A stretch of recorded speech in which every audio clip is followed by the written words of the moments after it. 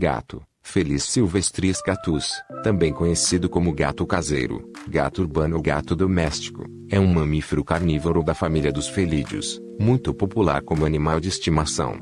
Ocupando o topo da cadeia alimentar, é predador natural de diversos animais, como roedores, pássaros, lagartixas e alguns insetos. Segundo pesquisas realizadas por instituições norte-americanas, os gatos consistem no segundo animal de estimação mais popular do mundo, estando atrás apenas dos peixes de aquário. Dados censitários apontam que nos Estados Unidos existem mais gatos domésticos do que cachorros. A primeira associação com os humanos da qual se tem notícia ocorreu há cerca de 9.500 anos, período superior ao estimado anteriormente, que oscilava entre 3.500 e 8.000 anos. A subfamília Felinae, que agrupa os gatos domésticos, surgiu há cerca de 12 milhões de anos, expandindo-se a partir da África subsaariana até alcançar as terras do atual Egito. Acredita-se que o gato selvagem africano, Felis silvestris libica, era seu antepassado imediato e evidências genéticas assinalam que os gatos domésticos atuais partilham uma procedência direta com os gatos selvagens do Oriente Médio. Existem cerca de 250 raças de gato doméstico, cujo peso variável entre 2,5 a 12 kg classifica a espécie como animal doméstico de pequeno a médio porte. Assim como ocorre com as raças de cães que apresentam esta mesma faixa de peso, o gato doméstico pode viver entre 15 e 20 anos. Devido à sua personalidade independente, tornou-se um animal de companhia em diversos lares ao redor do mundo, agradando pessoas dos mais variados estilos de vida. No cultura humana, figura da mitologia às superstições, passando por personagens de desenhos animados, tiras de jornais, filmes e contos de fadas. Entre suas mais conhecidas representações, estão os gatos, Tom, Frajola, Manda-Chuva, Gato Félix, Gaturro, o Gato de Botas e Garfield. O gato doméstico foi denominado Felis catus por Carolus Linnaeus na sua obra Systema Naturae, de 1758. Johann Christian Daniel von Schreber chamou o gato selvagem de Felis silvestris, em 1775. De acordo com critérios filogenéticos, os gatos caseiros são considerados uma das subespécies do gato selvagem. Não é incomum, aliás, o cruzamento entre gatos domésticos e selvagens, formando espécimes híbridos. Pelas regras de prioridade do Código Internacional de Nomenclatura Zoológica, o nome da espécie deveria ser Felis catus. No entanto, na prática, a maioria dos biólogos utilizam Felis silvestris para as espécies selvagens e Felis catus somente para as formas domesticadas. Na opinião N. Indicador ordinal masculino. 2027, publicada no volume 60, parte I, do Bulletin of Zoological Nomenclature, 31 de março de 2003, a Comissão Internacional de Nomenclatura Zoológica confirmou a utilização de Felis silvestris para denominar o gato selvagem e Felis silvestris catus para as subespécies domesticadas. Felis catus segue sendo válido para a forma domesticada, se esta for considerada uma espécie separada. Os gatos domésticos são membros da família Felidae, a qual apresentava um ancestral em comum há cerca de 10 ou 15 milhões de anos. O gênero Felis, ao qual pertencem os gatos, divergiu geneticamente dos Felidae há 6 ou 7 milhões de anos. Este gênero inclui diversas espécies de gatos selvagens, incluindo o Felis silvestris e o Felis silvestris libica, entre outros. Pesquisas confirmam que os gatos têm ancestralidade ligada a esses animais e provavelmente se desenvolveram em função de seleções artificiais empreendidas por antigas sociedades humanas. Domesticação. Os gatos domésticos atuais são uma adaptação evolutiva dos gatos selvagens. Cruzamentos entre diferentes espécimes os tornaram menores e menos agressivos aos humanos. Os gatos foram domesticados primeiramente no Oriente Médio nas primeiras vilas agriculturais do Crescente Fértil. Os sinais mais antigos de associação entre homens e gatos datam de 9.500 anos atrás e foram encontrados na ilha de Chipre. Quando as populações humanas deixaram de ser nômades, a vida das pessoas passou a depender substancialmente da agricultura. A produção e armazenamento de cereais, porém, acabou por atrair roedores. Foi neste momento que os gatos vieram a fazer parte do cotidiano do ser humano. Por possuírem um forte instinto caçador, esses animais espontaneamente passaram a viver nas cidades e exerciam uma importante função na sociedade: eliminar os ratos e camundongos. que invadiam os silos de cereais e outros lugares onde eram armazenados os alimentos. Mosaico de um gato matando um perdiz na casa do fauno, em Pompeia. Registros encontrados no Egito Antigo, como gravuras, pinturas e estátuas de gatos, indicam que a relação desse animal com os egípcios data de pelo menos 5.000 anos. Elementos encontrados em escavações indicam que, nessa época, os gatos eram venerados e considerados animais sagrados. Bastet, Bastelfastet, a deusa da fertilidade e da felicidade, considerada benfeitora e protetora do homem, era representada na forma de uma mulher com a cabeça de um gato e frequentemente figurava acompanhada de vários outros gatos em seu entorno. Na verdade, o amor dos egípcios por esse animal era tão intenso que havia leis proibindo que os gatos fossem exportados.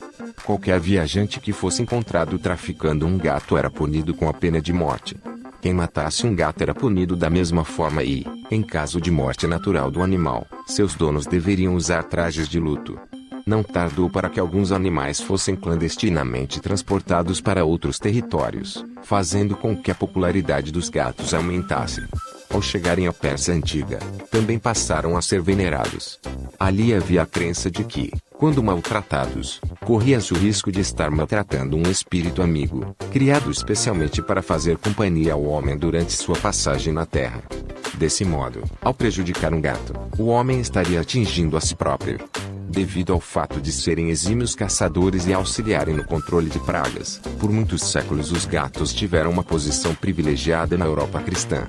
Porém, no início da Idade Média, a situação mudou. Gatos foram acusados de estarem associados a maus espíritos e, por isso, muitas vezes foram queimados juntamente com as pessoas acusadas de bruxaria. Até hoje, ainda existe o preconceito de que as bruxas têm um gato preto de estimação, sendo esse animal associado aos mais diversos tipos de sortilégios. Dependendo da região, porém, podem ser considerados animais que trazem boa sorte. É muito comum ouvir histórias de sorte e azar associadas aos animais dessa cor. Ao fim da Idade Média, a aceitação dos gatos nas residências teve um novo impulso. Com o passar do tempo, a visão mística e preconceituosa vinculada às crendices em bruxaria perdeu lugar para o prazer advindo da domesticação desses pequenos animais. A capacidade de associar independência e sociabilidade fez com que os gatos ganhassem o status de desejáveis animais de companhia e, ao mesmo tempo, passassem a ser parte integrante dos grupos familiares. Em diversos textos literários e acadêmicos esse animal é descrito como portador de inúmeras virtudes, as quais os colocam em uma posição privilegiada perante a sociedade humana. O fenômeno relacionado à aceitação dos felinos após o fim da Idade Média também se estendeu às embarcações, nas quais passou a ser muito comum aos navegadores terem gatos como mascotes. Conhecidos como gatos de navios, esses animais assumiam também a função de controlar a população de roedores a bordo da embarcação.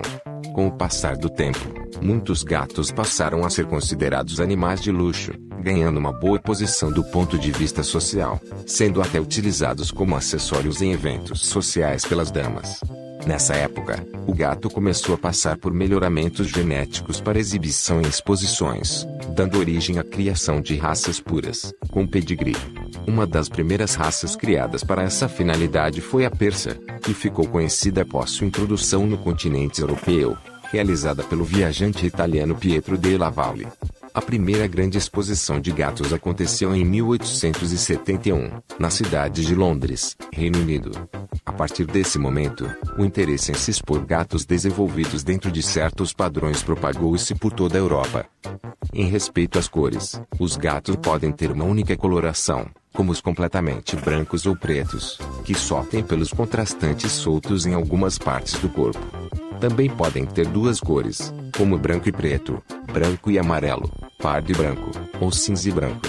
Podem possuir um padrão de cores tigrado em laranja, pardo e branco, em tons cinza e alaranjados. Gatos romanos, com o pelo de uma só cor em toda a sua extensão de dois tipos de cores, as extremidades diferentes do resto do corpo. Também podem ter um padrão de cor siamês com cores mais escuras na face, rabo, patas e orelhas. Outro tipo de coloração é a tricolor, como, por exemplo, branco, laranja e preto. As gatas costumam ter os pelos mais lustrosos e brilhantes do que os machos. Em contrapartida, elas costumam soltar mais pelos do que os gatos, principalmente nos períodos do início do cio. Os gatos tricolores ou de até 4 cores são normalmente fêmeas, quando são machos, são estéreis. Em contrapartida, os gatos romanos laranjas são em sua maioria machos, porém é possível deparar-se com fêmeas.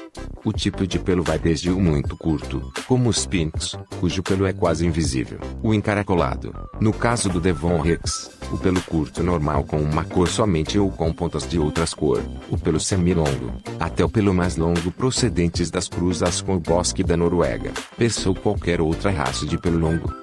Gatos têm a visão muito nítida e medir e classificar os sentidos dos animais pode ser difícil, principalmente porque não existem meios explícitos de comunicação entre o objeto do teste e o examinador. Entretanto, testes indicam que a visão aguçada dos gatos é largamente superior no período noturno em comparação aos humanos, mas menos eficaz durante o dia. Os olhos dos gatos possuem o tapetum lucidum, uma membrana posicionada dentro do globo ocular que reestimula a retina ao refletir a luz na cavidade.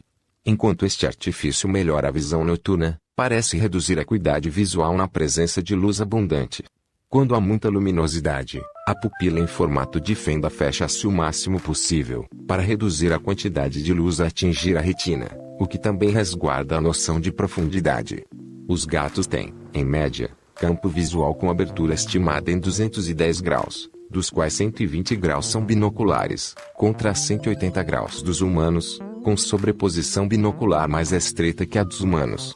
O campo de visão depende principalmente do posicionamento dos olhos estruturalmente semelhantes aos humanos, mas também pode estar relacionada com a construção dos olhos. Ao invés da fóvea, que dá aos humanos excelente visão central, os gatos têm uma faixa central marcando a intersecção binocular. Aparentemente, os gatos conseguem diferenciar cores, especialmente a curta distância, mas sem sutileza apreciável, em termos humanos, já que estas não são interpretadas da mesma forma, a menos que o animal seja devidamente treinado para desenvolver tal percepção. Os gatos também possuem uma terceira membrana protetora dos olhos, a membrana de nictação, que é o ato de fechar os olhos instintivamente na presença de luz intensa. Essa membrana fecha parcialmente quando o animal está doente. Se o gato mostra frequentemente essa terceira pálpebra, é um indicativo de doença. Os gatos não conseguem ver a menos de 20 centímetros de distância, daí levarem à boca comida, confiando no fato. Seu ponto cego é logo abaixo do nariz. O formato das orelhas dos gatos ajuda-os a identificarem com precisão a fonte dos sons. Os seres humanos e os gatos têm limites similares de audição em baixa frequência, que devem rondar os 20 Hz. Já na escala de alta frequência, os gatos têm ampla vantagem, alcançando os 60 kHz, superando até mesmo os cães. Os gatos podem ouvir até 2 oitavas acima dos humanos, 20 kHz, e meia oitava além dos cães. Quando detectam um som, as orelhas do gato imediatamente voltam-se para o ruído. Os gatos podem precisar com margem de erro de 7,5 cm a localização de uma fonte sonora a 1 metro de distância. 32 músculos individuais na orelha os permitem ouvir direcionalmente. Os gatos podem mover uma orelha independentemente da outra. Diferentemente dos humanos, os gatos têm sua orelha coberta interna e externamente por pelos. Quando está enojado ou atemorizado, o gato instintivamente abaixa as orelhas para trás da cabeça, cobrindo seus canais auditivos. Juntamente com esta ação, arrepia seus pelos, coloca as garras para fora e emite um som ameaçador com a boca, deixando os dentes à mostra. Os gatos geralmente apresentam uma dúzia de vibriças, dispostas em 4 fileiras sobre os lábios superiores. As vibriças dessa região em particular são comumente chamadas coletivamente de bigode, alguns nas bochechas, tufos sobre os olhos e no queixo. Os Sphinx, gatos quase sem pelos, podem ter bigodes normais, curtos ou nem sequer apresentá-los. Os bigodes auxiliam na navegação e tato. Podem detectar pequenas variações nas correntes de ar, possibilitando ao gato descobrir obstruções sem vê-las.